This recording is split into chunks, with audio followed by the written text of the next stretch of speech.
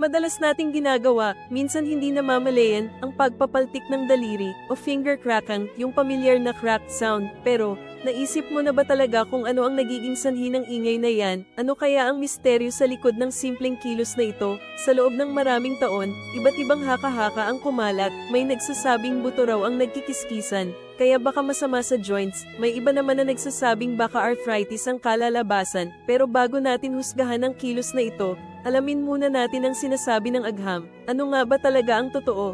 At may kinalaman nga ba ito sa mga sakit? O ito ay isang lumang myth lamang? Ang tunay na dahilan, ito ay mula sa tinatawag na cavitation phenomenon. Sa bawat kasukasuan natin, may likido na tinatawag na synovial fluid. Ito ang nagbibigay ng lubrication. Kapag hinihila o binabaluktot natin ang daliri, lumalaki ang espasyo sa loob ng joint. Dahil dito, bumababa ang pressure, at ang mga dissolved gas, tulad ng carbon dioxide, ay biglang nagiging bula, at yang matinis na cracked sound, ito ay gawa ng mabilis na pagputok ng mga bula ng gas na iyon. Hindi buto, hindi sakit, kundi simpleng chemistry at physics na nangyayari sa loob ng ating katawan. Sa susunod na marinig mo ang tunog na yan, alamin mo na isa itong scientific event,